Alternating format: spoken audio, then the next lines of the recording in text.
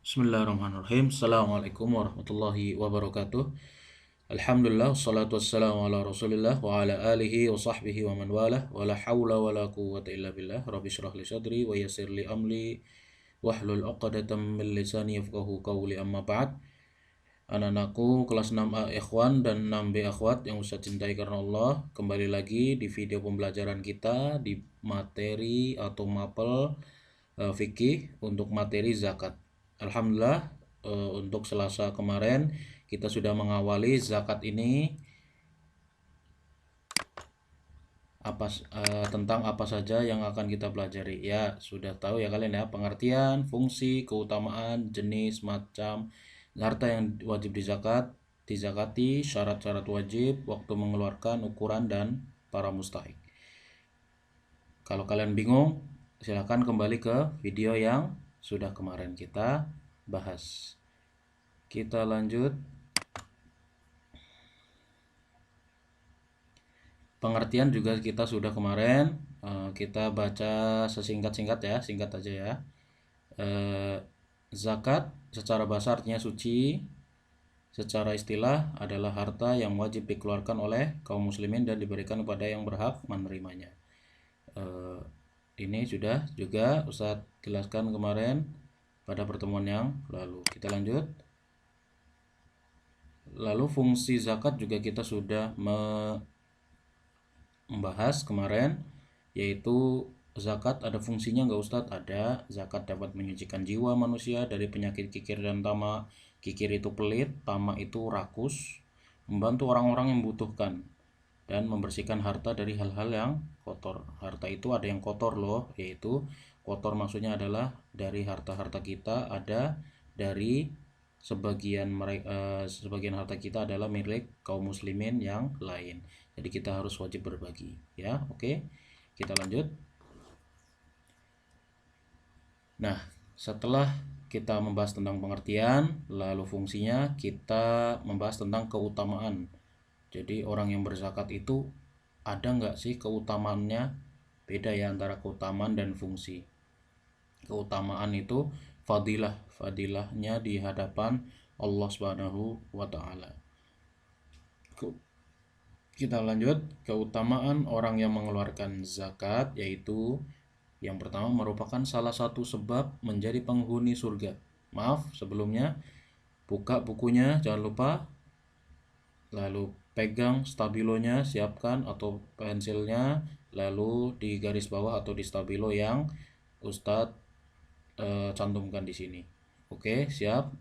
Yang pertama itu merupakan salah satu sebab menjadi penghuni surga. Jadi zakat itu bisa loh menjadi bekal kita nanti di hadapan Allah untuk memasuki surga. Siapa yang mau masuk surga? Semua pasti ingin masuk surga, karena nanti di akhirat cuma ada pilihan dua, tidak ada di tengah-tengah antara surga dan neraka. Surga bagi orang-orang yang ingin diliputi oleh kenikmatan yang tidak ada taranya, yang belum pernah ada di dunia, atau masuk ke neraka yang naudzubillah kita tahu keburukannya dan kecelakaan bagi orang yang masuk di neraka. Naudzubillah min dzalik. Lalu yang kedua akan mendapatkan rahmat dan kasih sayang Allah, sudah pasti. Karena kaum muslimin yang mengeluarkan zakat itu mereka juga memiliki kasih sayang kepada manusia. Maka orang yang saling mengasihi antara muslim satu dengan muslim yang lainnya, maka Allah juga akan sayang kepada orang tersebut. Jelas. Yang ketiga akan mendapatkan naungan Allah pada hari kiamat kelak. Naungan itu adalah perlindungan atau pertolongan Allah. Jadi pada hari kiamat kelak itu tidak ada naungan lagi kecuali naungan dari Allah Subhanahu wa taala. Ingat, Allah itu maha bisa melakukan segalanya. Jadi Allah itu mempunyai kalau bahasa kita terserah Allah ingin memberi siapa ini naungan ini, perlindungan ini atau pertolongan ini. Bagi Allah itu bisa memberikan kepada siapapun bagi hambanya yang Allah cintai. Naungan artinya pertolongan ya, kalian bisa nanti kalau ketemu kata-kata naungan itu adalah pertolongan atau rahmat juga bisa. Yang terakhir, kesalahan dan dosanya akan dihapus ya, seperti itu. Kesalahan dan dosanya akan dihapus. Ingat, tapi yang dihapus hanya dosa-dosa kecil. Ingat ya, karena dosa besar itu nanti akan kita bahas pada bab bukan pada bab pada eh, materi akidah. Kalau nggak salah ada nanti materi akidah tentang dosa kecil dan dosa besar. Nah, kalau yang nomor 4 ini kesalahan dan dosanya akan dihapus. Dosa-dosa apa sih Ustadz yang akan dihapus? Ya, hanya dosa-dosa kecil. Tapi kan dosa-dosa kecil kita juga banyak.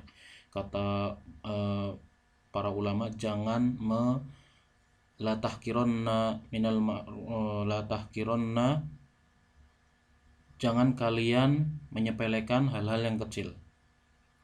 Karena kalian tahu yang kecil gunung itu terbuat dari kerikil-kerikil kecil.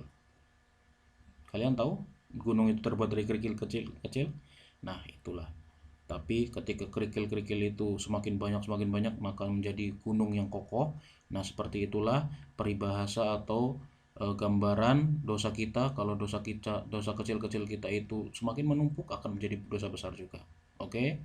Dari sini kalian paham ya keutamaan orang berzakat. Insya Allah ini tidak ada yang susah, kalian bisa garis bawah, bisa kalian pahami dengan baik.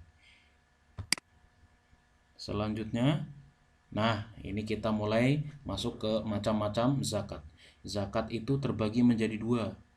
Zakat terbagi menjadi dua. Zakat fitrah, kalau kita biasa sebutan zakat fitrah ya, atau kalau di dalam buku-buku atau kitab-kitab para ulama itu tulisannya zakatul fitri.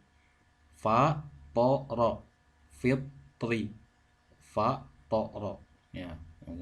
Kalau di Indonesia ngomongnya fitrah, sama aja artinya. Zakatul fitri, zakat fitri atau zakat fitrah. Yang kedua zakat mal. Apa sih Ustadz zakat fitrah dan zakat mal? Ustadz akan bahas sedikit ya. Ustadz akan bocorkan sedikit tentang apa sih dua ini, karena nanti kalau kebanyakan nanti akan dibahas satu persatu. Nah, Ustadz bocorin sedikit-sedikit. Zakat fitri adalah zakat yang biasa kita loh yang keluarkan setiap bulan puasa itu. Ya, itu dengan makanan pokok penduduk setempat. Contoh kalau di Indonesia dengan beras, karena makanan penduduk Indonesia itu adalah beras. Kalau di Saudi itu zaman Rasul itu dengan kurma atau dengan gandum, karena mereka memakan seperti itu. Nah, kalau di Indonesia mengeluarkan zakat fitrah itu dengan beras. Nah, berapanya? Berapa Ustadz yang dikeluarkan? Lalu kapan Ustadz dikeluarkannya? Kapan mulainya? Kapan berakhirnya? Dan itu nanti kita akan bahas lebih detail untuk masuk ke materi zakat fitrah atau zakat fitri. Yang kedua ada zakat mal. Nah, zakat mal ini yang jarang orang diperhatikan. Kalau ini mah pasti setiap orang, setiap rata-rata kalau orang muslim dan sudah balik, pasti rata-rata sudah pernah mendengar ini. Mungkin yang belum balik juga pernah mendengar ini, zakat fitrah ya. Kalau zakat mal ini jarang sekali. Bahkan orang dewasa aja kalau disebutkan zakat mal ini mereka terbingung-bingung karena mereka belum mempelajari ini. Apa sih Ustaz zakat mal? Zakat mal adalah kalian tahu ada benda-benda yang Allah wajibkan ketika dia sudah banyak jumlahnya, maka benda-benda tersebut jika sudah mencapai batasnya, contoh ya, batasnya itu berapa, nanti misalkan untuk emas, misalkan nanti ada zakat mal itu berupa emasnya sudah mencapai misalkan 800 gram, contoh 800 gram itu sudah banyak ya, 800 gram itu. Nah, itu apabila dia simpan 800 gram itu sampai 1 tahun, maka Allah akan menarik zakatnya, maka dia akan terkena kewajiban zakat mal ini. Nah, kalau nggak dibayarkan, ya tadi yang fungsinya itu tadi, apa fungsi zakat tadi? Ya hartanya masih ada yang kotor. Ingat, di dalam zakat ini intinya adalah mau itu zakat fitrah atau zakat mal ini membersihkan harta kita semuanya. Ya, dua-duanya adalah membersihkan harta kita. Maka kalau mau hidupnya barokah, mau hidupnya tenang, mau hidupnya lancar, maka rezekinya itu harus dikeluarkan zakatnya. Oke, kita lanjut sedikit ya. Satu lagi, Nah, ini zakat fitri, kita masuk ke zakat fitri atau zakat fitrah. Zakat fitri adalah zakat yang harus dikeluarkan seorang muslim di akhir bulan Ramadan. Nah, di sini makin jelas saja nih. Zakat yang harus dikeluarkan seorang muslim. Jadi kalau bukan orang muslim, maka tidak dianggap.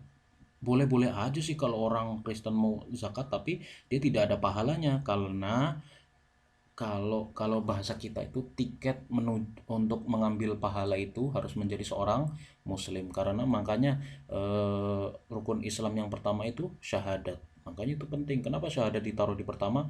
Ya karena nggak mungkin orang kafir itu sholat, zakat, puasa, haji, melaksanakan itu semua, tapi yang pertama nggak dilakuin. Apa itu? Menjadi seorang muslim dengan bersyahadat. Nah, setelah dikeluarkan seorang muslim di akhir bulan Ramadan. Jadi waktunya untuk zakat fitri adalah akhir bulan Ramadan. Ingat, di akhir bulan Ramadan. Saya mau ada pertanyaan, Ustadz, saya mau bayar zakat fitrinya nanti aja di bulan Muharram atau di bulan Zulhijjah. Nggak boleh, karena ini sudah ketentuan Allah lewat nabinya, Nabi Muhammad Shallallahu Alaihi Wasallam. Lalu kita masuk ke hukum zakat fitri adalah wajib bagi setiap muslim atau fardu kifayah. Kalian tahu fardu kifayah? Fardu kifayah artinya wajib bagi setiap muslim. Jadi setiap kepala, setiap jiwa yang mengaku dia seorang muslim, maka wajib baginya membayar zakat. Bahkan para ulama mendefinisikan atau menyebutkan bayi yang ada di rahim seorang ibu itu wajib dizakati juga. Nah, misalkan ada 5 orang keluarga, misalkan ada 5 orang hidup di satu rumah, bapak, abi, umi, ada kakak, ada adik, dan adiknya yang ada di perut masih ada. Nah, itu lima-limanya wajib membayarkan. Nah, ini zakat fitri setiap di akhir bulan Ramadan. Bulan Ramadan berapa kali sih setahun? Sekali. Masa iya bayar sekali doang? Keberatan. Nah, ini ya harus diperhatikan seorang muslim. Coba tanyakan kepada abi kalian, tugas kalian di rumah. Tanyakan kepada abi, abi, setiap Ramadan kita mengeluarkan berapa zakat sih abi untuk satu keluarga? Nah, kalian nanti hitung-hitung ya berapa, atau kalian tanya ke abi kalian berapa jumlah beras yang diberikan untuk zakat fitri ini. Baik, seperti itu saja penjelasan kita tentang zakat, dan kita telah masuk ke zakat fitri ini. Jika kalian ingin bertanya, sampaikan saja ke Ustadz. Alhamdulillah, Ustadz senang dengan pertanyaan kalian. Nanti Ustadz akan jawab insyaallah ta'ala. Kita akhiri. Wassallallahu ala nabiyina Muhammad. Subhanakallahumma wa bihamdika asyhadu an la ilaha illa anta astaghfiruka wa atubu ilaik. Assalamualaikum warahmatullahi wabarakatuh.